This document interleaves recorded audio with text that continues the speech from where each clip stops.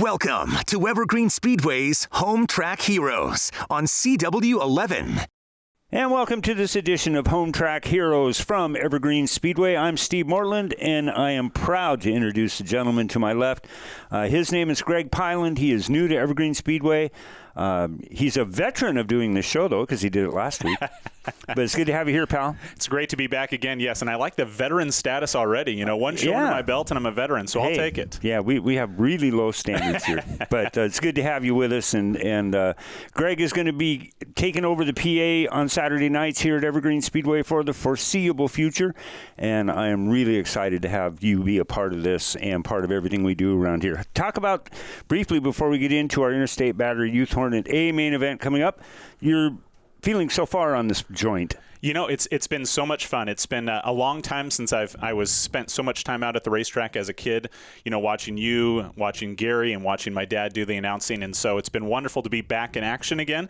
It's been about 10 years since I've done announcing out at the racetrack, but wonderful to be back and wonderful to be alongside you. You've kind of taken me by the coattails and just drug me along everywhere, so it's been a lot of fun. It's been a blast. Well, it's just great to have you here. We do also want to mention that our entire night that we're going to be bringing to you is brought to you by Hill Street Cleaners, with locations here in Monroe and Snohomish, and they've been a long-time supporter of Evergreen Speedway and High Road Promotions. Okay, we're going to get right to it. We've got a lot to get to in the next couple of hours here on Home Track Heroes. First up is our Interstate Battery Youth Hornet main event, and we're going to be putting them on the 5th mile like always, and they should be popping up here in just a second on your screen, and a lot of the familiar faces are going to be popping. Well, look at that. There they are, and they are on the 5th mile flat track, and you can see the Speedway Chevrolet Camaro pace car brought to us every Saturday night by our friends at Speedway Chevrolet. So we thank them. Let's bring them to us, Greg. All right, we're starting on the inside, the 19D of Elijah Delfell. On the outside is the 92 of Ashley Rasmussen. Next row back is the 12 of Sage Frazier. On the outside of Sage is the 45 of Chevy Vincent. In our third row, the 79 of Luke Weber. On the outside of Luke is the 17 of Owen Craig. Fourth row is Tegan Bjornson in the 59 car, the Shark. The 18 of Paisley Bender on the outside of the 59 car. Next row back is the 717 of Diesel Snyder. On the outside of Diesel is the 27 of Dakota Grushala.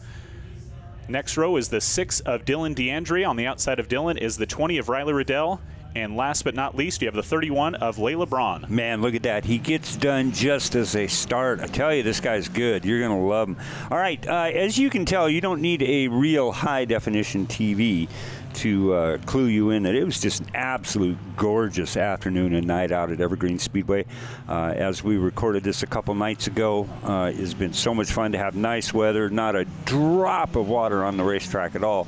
And it was pretty nice. But they are going, and it is Ashley Rasmussen taking it down into turn number 3. Diesel Snyder lurking around back there. Remember that name. That's all I'm telling you. Elijah Delfell, grandson of the great Doug Delfell, many-time figure 8 champion. But guys, these guys have had heat races earlier in the day. They've had a lot of practice. Now it's showtime, but it takes them a while to kind of get in the groove of things. You know, it's been so amazing to me to watch these Interstate Batteries Youth Hornets all season long.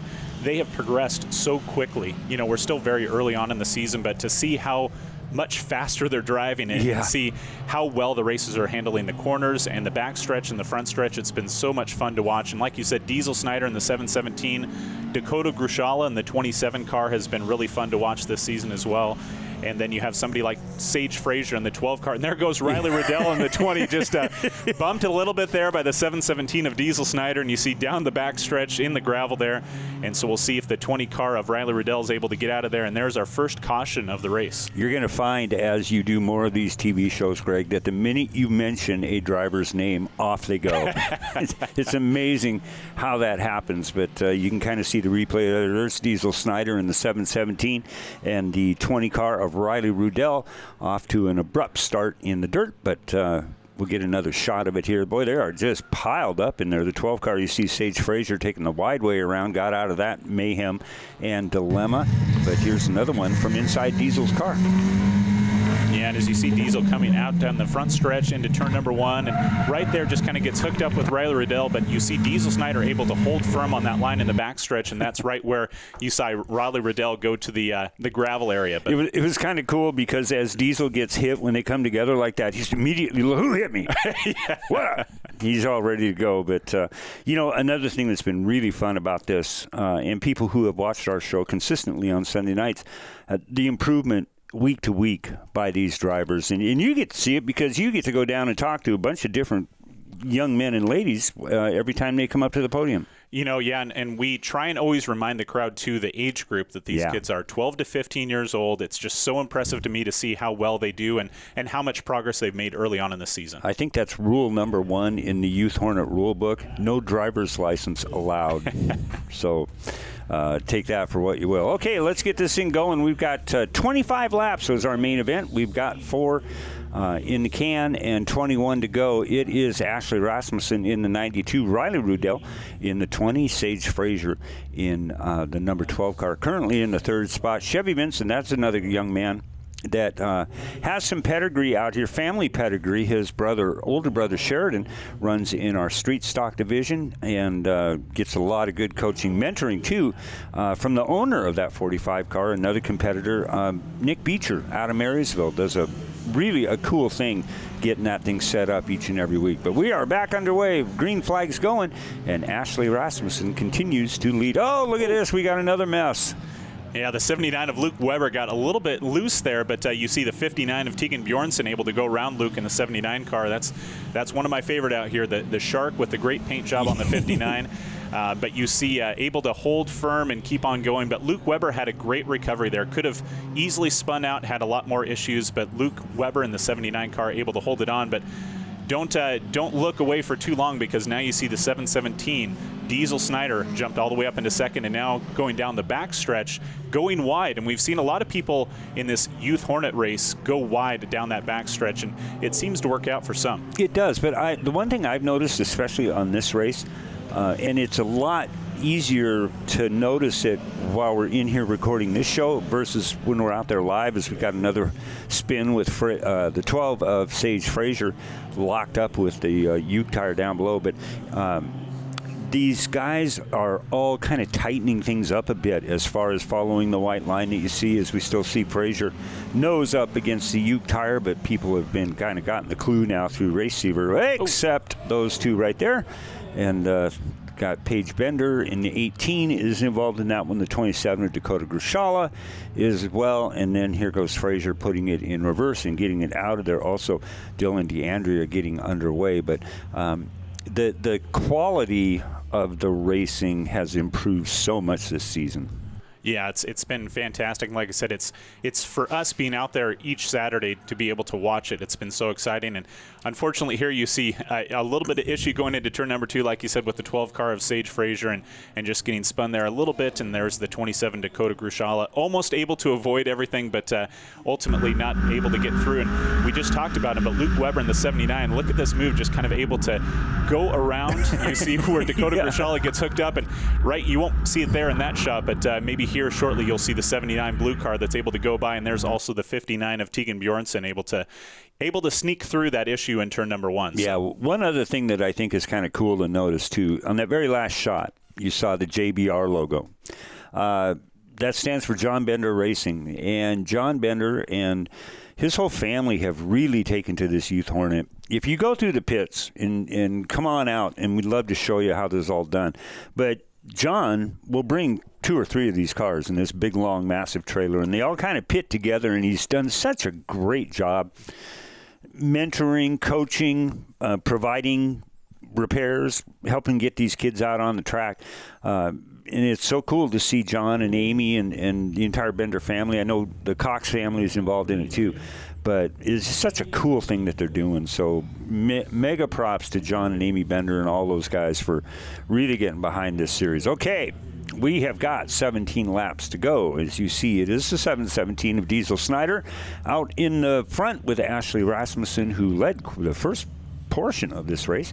And Chevy Vincent in the number 45 kind of slyly getting his number 45 car back up into the hunt. And see Paige Bender in the 18 car back there about in 5th spot, so they're getting looked over. Kevin Guthrie is up in the flag stand tonight, and he is got it waving, and we are back underway. Yeah, and you see in 4th right now is that 19D of Elijah Delfell, starting off on the pole position this evening and holding firm in that 4th place spot. But you see now, just right after that restart, you see how quickly Diesel Snyder in that 717 car kind of started to put a little bit of distance between Diesel and the 92 of Ashley Rasmussen. Yeah, and now that you said that, I've really been paying attention to it, especially going down the backstretch on the 5th mile there, where they take that, swing it out as wide. And I think what they're trying to do is trying to get the nose a little bit straighter as they go into the turn, so they don't wash out wide when they come up to the front stretch. I might be just full of hot air, but it kind of looks like their theory. That's how they're getting coached. But again, it's so cool that the more time you spend out here, and you're going to notice this as years go by, that the styles and the way that people attack the same piece of real estate is fascinating to watch. Well, and it's been so fun. Like you said, this is that kind of developmental class, right? We want people to be able to start to learn. And there you see an issue with the 717 of Diesel Snyder. Had that early lead, and now you see 92 of Ashley Rasmussen jumping into first place, and there's the 45 of Chevy Vincent going to the outside. But some kind of issue with the 717 car, as that he had that big early lead, and able to have to drop back, unfortunately. And there goes the 27 of Dakota Grushala, trying to go wide around the 18 of Paisley Bender, but Paisley doing a great job and holding that line. And I got to throw out props to the Lila Braun in the 31 car. Really did a nice job of staying out of the way and letting, giving plenty of room for these lead cars to get around it. Okay, here we go. We've got a new leader out front, and it is the number 45 of Chevy Vincent, and that Nick Beecher-owned car, and he is just off to the races. Boy, once he got the lead, and I know that it's so easy to go to look at that. Boy, that car really likes clean air. No, they don't know what clean air means. He's just got in a spot where he can really hit every place on the track he wants to go, and that's how he gets up front like that. Yeah, and really bad for the 92, Ashley Rasmussen, because Ashley had the lead, and we saw just going into turn number 2, had to lock up the brakes, and that allowed the 45 of Chevy Vincent to be able to go around and jump into that first place spot. So too bad for the 92 car, having a great race and being out in the lead early on, but had to lock up the brakes going around turn number 2, and that gave the 45 of Chevy Vincent the opportunity to jump into first. Got to give some props out, too, to that number 17 car of Owen. Yeah, the 27, of Dakota Grushala, who just always seems to be in the camera shot, which always means that car is just kind of flirting with that top 3 and 4. And that's kind of how you are going to end up winning races as the time goes on. As we see the 717 of Diesel Snyder back out on the track, so probably just had a flat tire and went back in, got her changed, and maybe a lap, maybe 2 laps down as we have 9 to go. Yeah, and we've seen that 27 car that you mentioned, Dakota Grushala. I don't know how many times now in the Angel of the Winds winner circle, but we've definitely had the opportunity to interview Dakota quite a few times this season, and it's great to see Dakota in that 27 car just charging hard, as we see coming around turn number 3 and out of turn 4 down the front stretch. That nice white 27 car of Dakota Grushala. All right, it is still Chevy Vincent, Dakota Grushala, as Greg mentioned, and Brooklyn Bender in the 18. I think I've been called her about 3 different names so far in this race, and I apologize for that, Brooklyn and the Bender family, but it's still good to see you up in that top 3 as we got 4 laps to go. You see the 17 car there is the 59 machine of Tegan Bjornson kind of gets shoved out of the way, and look, there's Ashley Rasmussen halfway, 2/3 of the way off the track at the turns 3 and 4 end, but 3 laps to go, and hopefully they'll keep the yellow flag in the holster as she is off, and as we say that, it comes out.